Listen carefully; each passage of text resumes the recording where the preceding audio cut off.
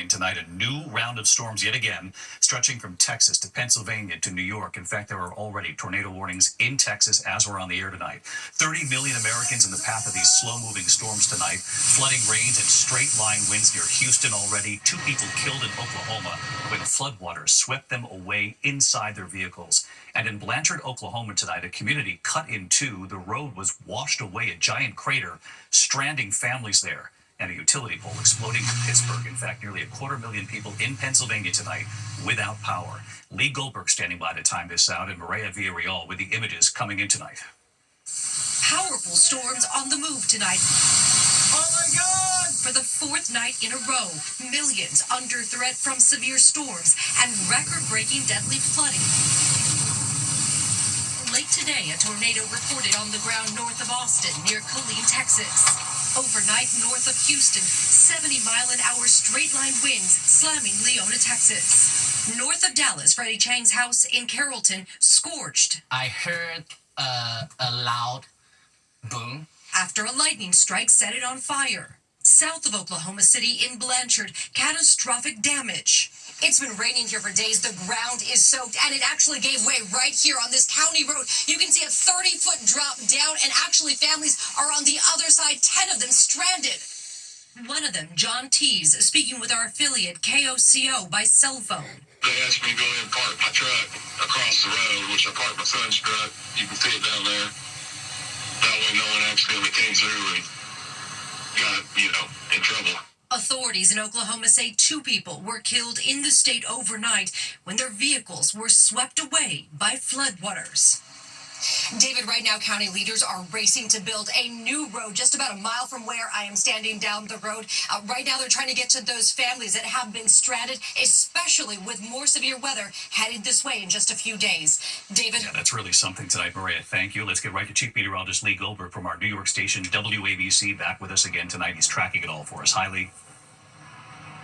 David, hi. Storm fatigue, Texas getting hit again. Active tornado warnings. We had a chaser confirm a large tornado near Briggs. It's headed south toward Andis. If you're in the track of the storm, take cover. We also have flood watches toward Oklahoma City. More storms coming out of Ohio are heading into power-compromised Pennsylvania. 60-mile-per-hour gusts there. They're headed north. Tomorrow, that threat is pretty expansive. It goes all the way from Texas into the Tennessee Valley, from, let's say, Austin all the way up to Nashville. And those area storms, they're going to expand eastward as we go into the weekend into the northeast. We're talking waves of showers, not a washout, but it starts a stretch of unsettled weather deep into next week. David? Lee Goldberg, we appreciate it as always.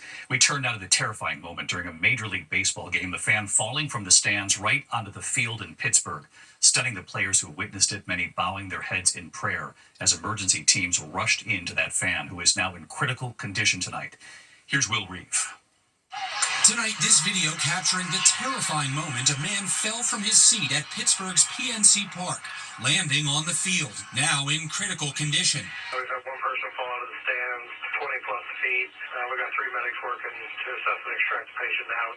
The 20-plus foot fall coming in the 7th inning of the Pirates game against the Chicago Cubs. When you look at it like in slow-mo, he just looked like he was like jolting up because it was a huge play. Bobby Ketter unintentionally caught the moment on video.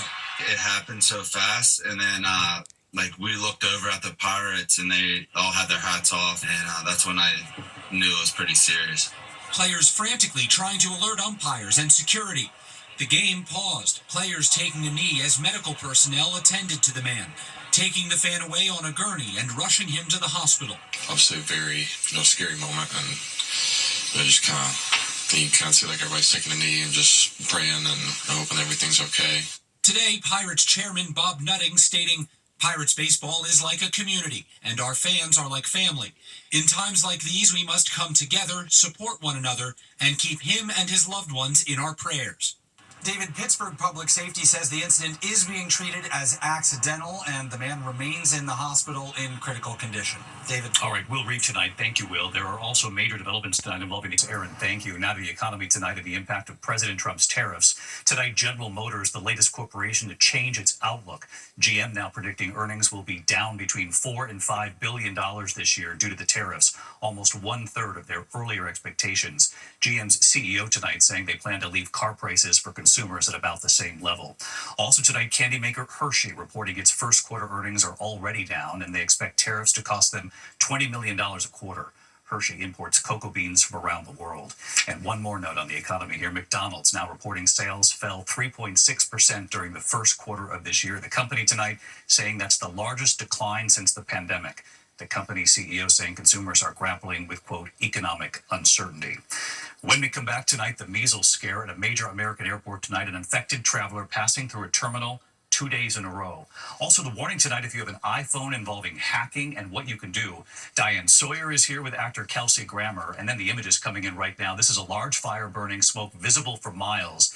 The images coming in from Cape Cod, Massachusetts tonight. We'll have more on this in a moment. Tonight, the images coming in at this hour, a major brush fire burning near a military base in Sandwich, Massachusetts. The fire starting as a controlled burn at Joint Base Cape Cod, suddenly growing out of control. Multiple fire departments now responding tonight. Choppers dropping water from the air. No injuries reported. Tonight from Chicago, health officials are warning travelers about possible measles exposure at Chicago's O'Hare Airport. They say an infected adult was in Terminal 1 from 10 a.m. until 8 p.m. on Tuesday, and then again on Wednesday of last week. That person who lives in Cook County testing positive for measles 2 days later. Tonight, the FAA also warning travelers who go through Newark Airport that they could soon face significant delays in the weeks and possibly months to come. The FAA says there is a staffing shortage of air traffic controllers who normally monitor Newark airspace. There's also ongoing runway construction. Departing flights are averaging 75-minute delays, some arrivals running more than 5 hours behind schedule. When we come back here tonight, the warning if you have an iPhone, also the small town overrun by a herd of bison. You'll see the images. And Diane Sawyer is here with Kelsey Grammer, what he reveals tonight. To the index of other news tonight, a warning for millions of iPhone users about a potential security risk involving a popular feature. Researchers at Oligo Security say they discovered major flaws in the AirPlay feature, which allows you to play or stream what's on your phone on other devices. They say it could also allow hackers to potentially access your iPhone and iPad, infecting them with malware and potentially taking control of your devices. So Apple now releasing a software update to secure your devices. Go to the settings on your phone and look for the update tonight. This evening, May Day protests taking place across the U.S. and around the world. Demonstrators marking International Workers' Day. Here in New York City, demonstrators packing Union Square in Manhattan, many protesting President Trump's immigration policies, his diversity and inclusion crackdown, and the firing of federal workers. A huge crowd turning out for a rally featuring Senator Bernie Sanders in Philadelphia. Hundreds of demonstrators marching and holding a rally in downtown Phoenix. And in Paris tonight, protesters clashing with police in riot gear. Many demonstrations in Europe taking aim at President Trump's policies as well there. Back here in the U.S., into the small town of Mammoth, Wyoming, they're calling this rush hour there. A herd of bison roaming into the town, which sits right there on the edge of Yellowstone National Park. Look at this.